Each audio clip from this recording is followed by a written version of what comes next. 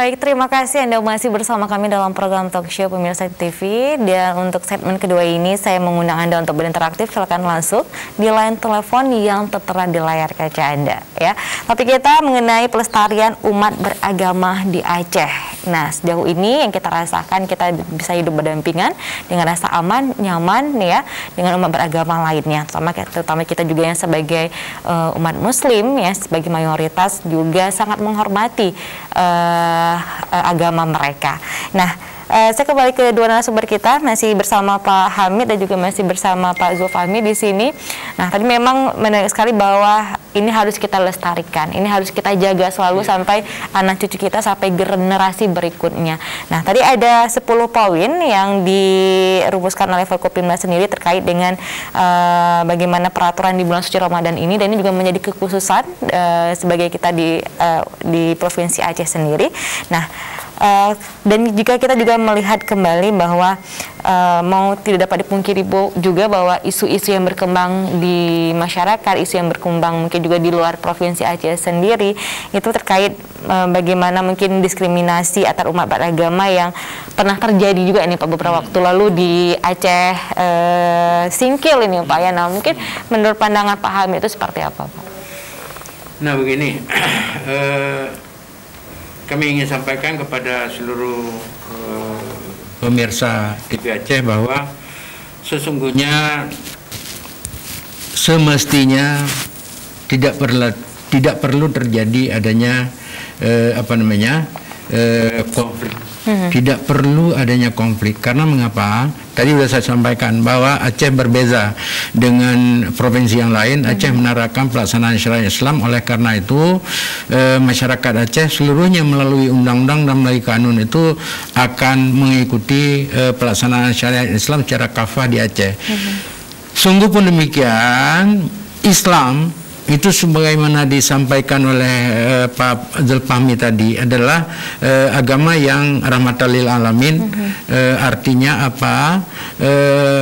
Dalam Islam sudah ditetapkan lakum dinukum waliyadin, bagimu agamamu dan bagiku agamaku. Oleh karena itu umat Muslim tidak pernah mengganggu pelaksanaan ibadah umat Kristen, Hindu, Katolik dan lain segala macam. Demikian juga sebaliknya, mereka tidak pernah mengganggu kita.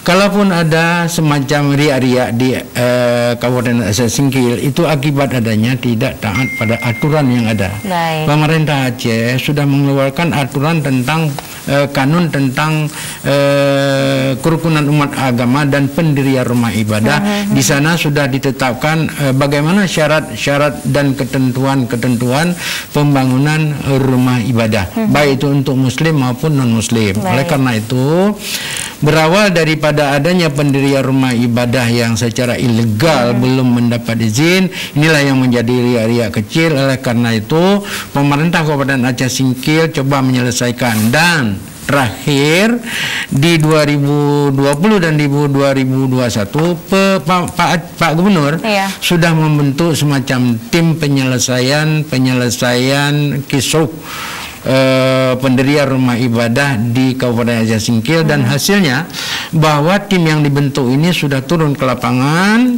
dan kami sendiri waktu itu turun ke seluruh gereja dan undung-undung yang ada di Kabupaten Aceh Singkil, sudah melakukan pendataan. Karena itu ada dua tim.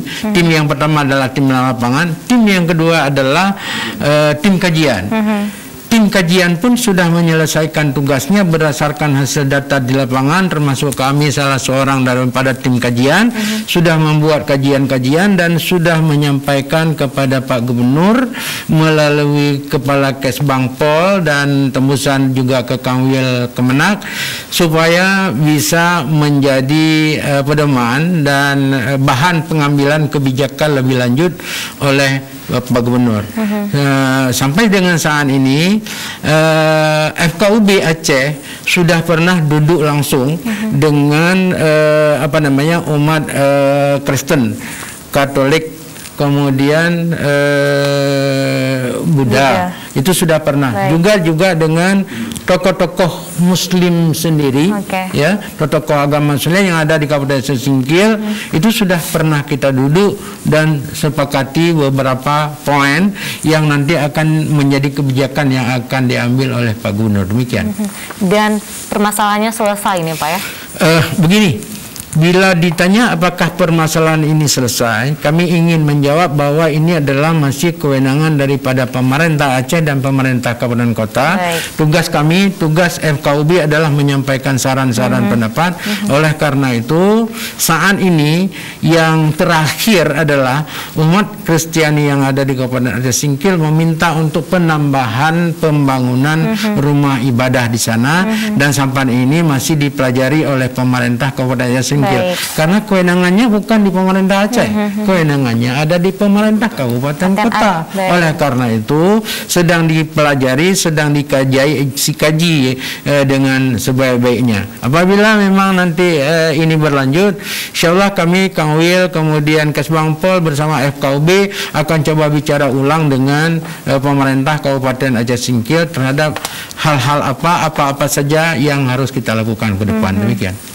Baik. Nah, sebenarnya kita harus melihat lebih dahulu sebenarnya apa sih Mbak akar permasalahannya ini Pak ya. Ternyata hanya riak-riak kecil tapi menjadi besar. Nah, seharusnya ini yang harus diantisipasi terlebih dahulu, dan mungkin keinginan mewakili keinginan masyarakat di Aceh Singkil juga yang mereka ingin tempat ibadah yang baru ataupun mungkin dari akses rumah mereka tempat ibadah yang lama mungkin jauh atau sebagainya. Mungkin ini yang akan diwadahi oleh pemerintah kabupaten kota sendiri. Nah, ini menarik juga bahwa ternyata di sini FKUB juga turun ini Pak ya.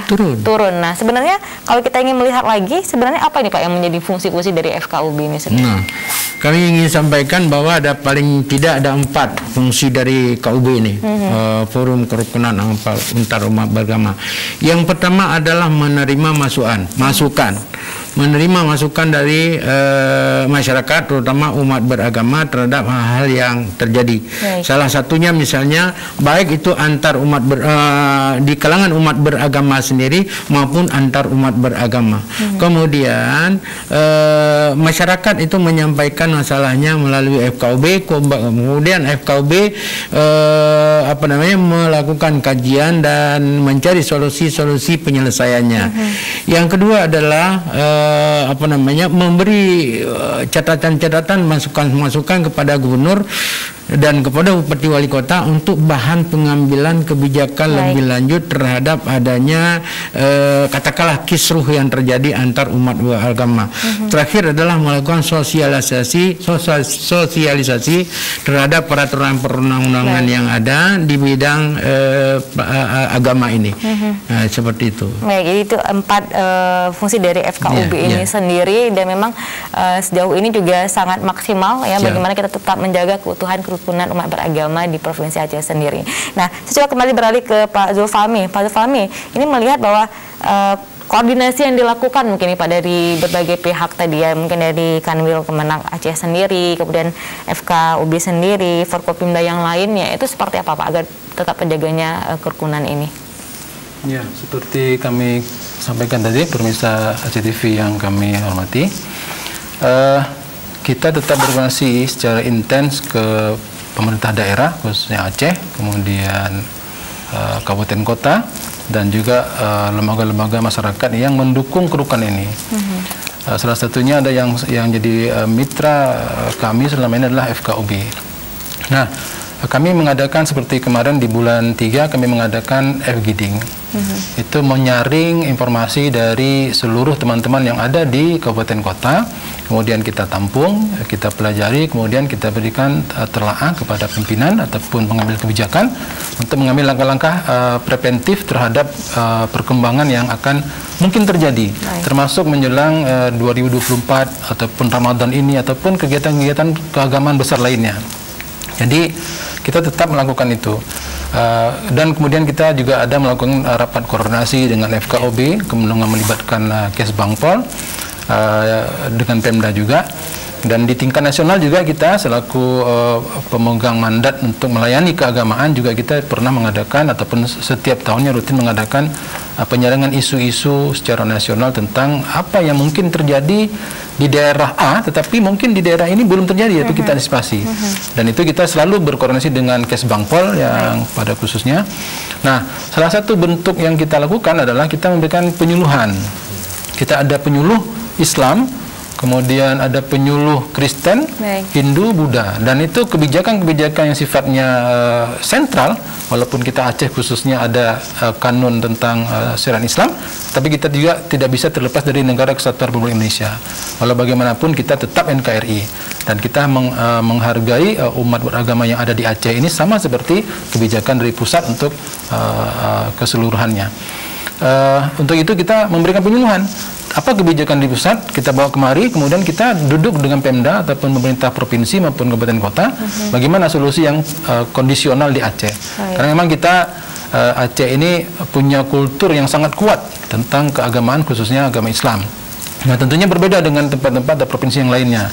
Nah, untuk itu kita tidak bisa terlepas dengan Syariat Islam, Dinas Syariat Islam, kemudian dengan FKOB sendiri, Kesbangpol, pemerintah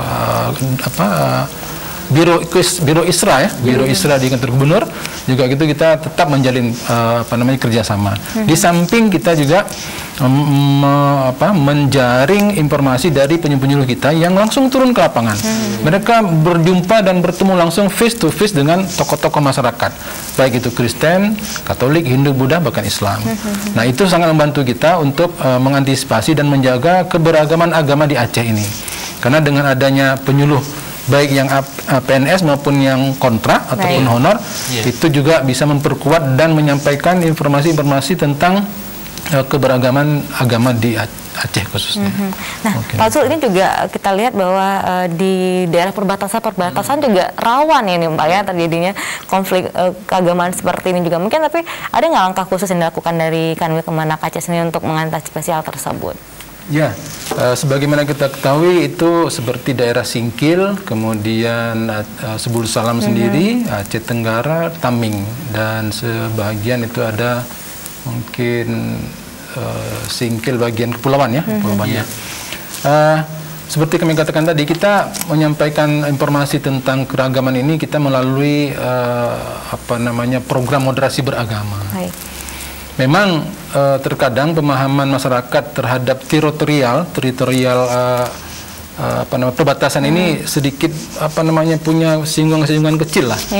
Dikarenakan mungkin keberagaman suku, ras dan budaya itu sedikit sudah katakanlah ke Sumatera Utara. Nah, ini terkadang wilayah itu seperti yang Pak Hamid Zain katakan tadi, itu kebanyakan gereja-gereja ataupun rumah ibadah atau tempat ibadah, kita ada dua itu, rumah ibadah dan tempat ibadah, itu berbeda. Itu masih di wilayah perbatasan, dan ini memang kita harus juga bekerja sama dengan pemerintah terutama Sumatera Utara. Kita menyampaikan juga bahwasanya ini mungkin ada potensi-potensi yang dapat katakanlah bisa menjadi mengganggu kerukunan ataupun keberagaman umat beragama. Nah, untuk itu kita dengan penyuluh tadi, kemudian dengan kabupaten kota, dari kantor Kementerian Agama kabupaten kota di perbatasan ini, kita perkuat kerjasama juga dengan pemerintah kabupaten kota yang ada di perbatasan ini. Dan seperti kita ketahui juga di Dinas Syariat Islam juga itu ada dai-dai perbatasan. Itu bisa menyampaikan, bukan hanya mereka menyampaikan tentang akidah syariat Islam, tetapi juga menyampaikan bagaimana kerukunan itu harus dijaga, karena kita saling menghargai. Itu yang mungkin dapat kami sampaikan. Baik, jadi memang koordinasi dilakukan cukup maksimal dari Dinas Syariat Islam, juga mereka punya dai di perbatasan ya. Koordinasi dilakukan juga dengan pemerintah provinsi di Sumatera Utara, sehingga juga keamanan, kenyamanan umat beragama juga terus terjalin ya. Nah, kita ketahui juga bahwa melihat bahwa banyak sekali hal-hal ataupun isu-isu di luar Aceh ini mudah-mudahan bisa kita tepis ini Pak ya.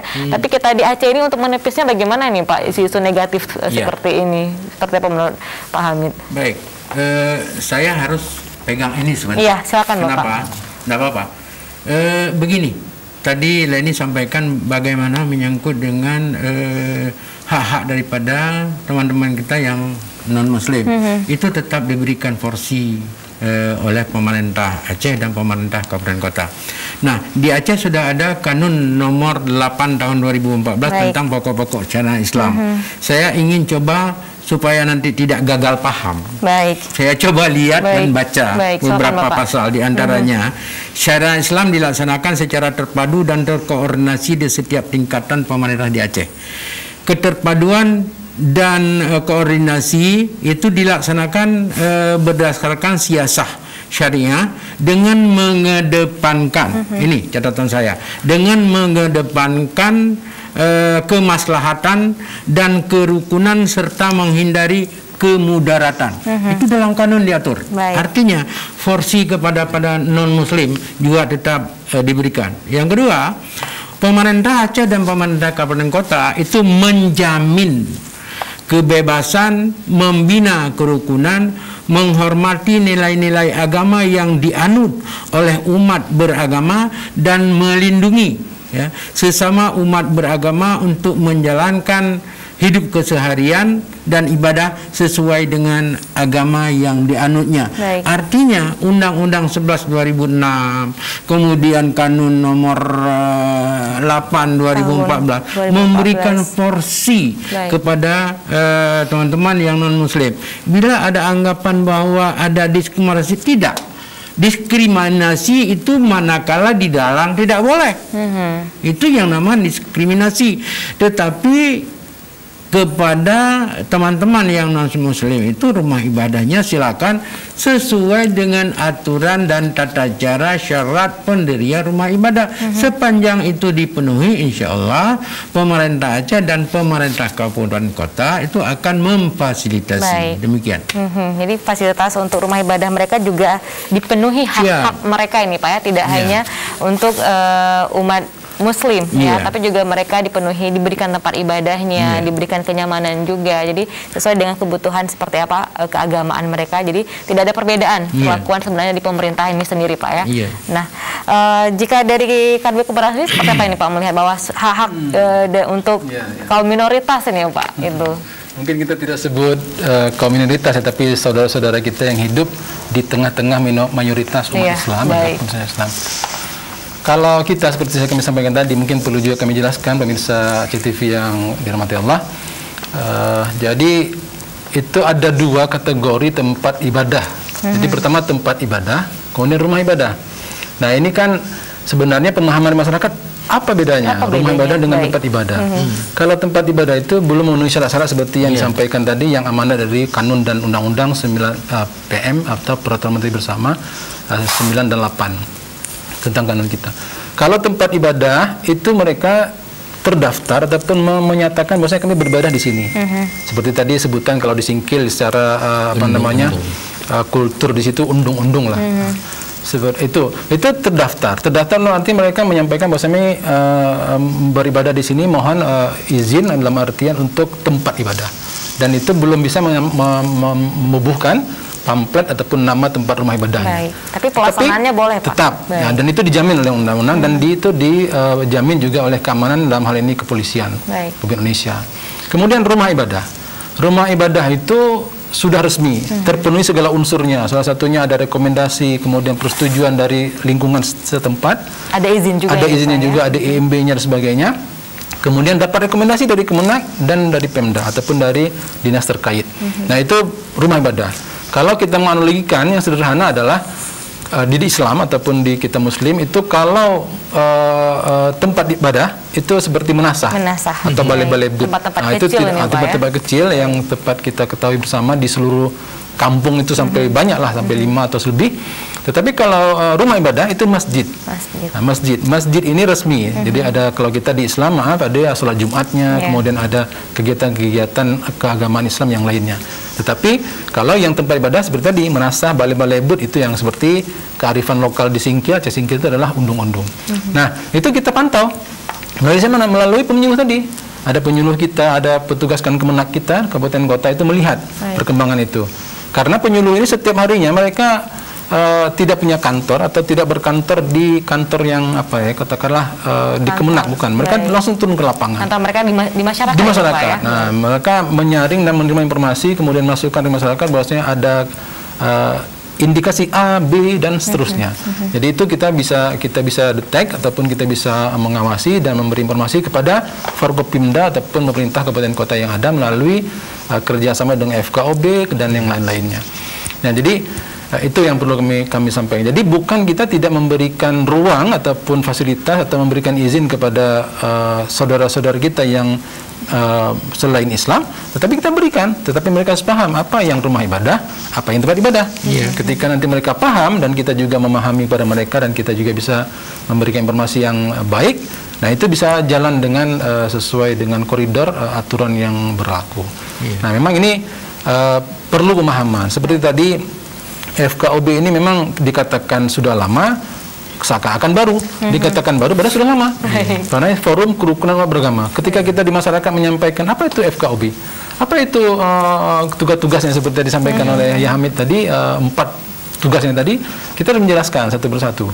Sangat penting FKOB ini bagi kami, khususnya dari jajaran beragama. Karena dengan seringnya kita duduk bersama, kemudian saling mengetahui, kemudian menggali informasi, kemudian mendengarkan aspirasi mereka, kita bisa menjadi solusi, menyampaikan kepada pemerintah yang mengambil kebijakan untuk memberikan solusi apa, seperti kasus Singkil misalnya. Jadi itu mungkin salah satu hal yang kami anggap sangat penting FKOB ini sebagai pendukung, karena memang FKOB ini dari unsur tokoh-tokoh masyarakat, tokoh agama, kemudian tokoh-tokoh masyarakat, kemudian tokoh perempuan juga masuk di situ, perwakilan dari perempuan. Jadi semua aspirasi masyarakat dan golongan itu masuk di situ. Baik. Mungkin itu. Baik, wah, ini sudah cukup jelas sekali seperti dijelaskan sama Pak Zul sama Pak Hamid juga seperti apa sebenarnya berjalannya badan-badan yang memang mengurusi umat beragama ini sehingga juga kerukunan dapat terus berjalan. Nah, pemirsa di rumah kita akan break lagi sejenak. Usai yang satu ini kami akan segera kembali.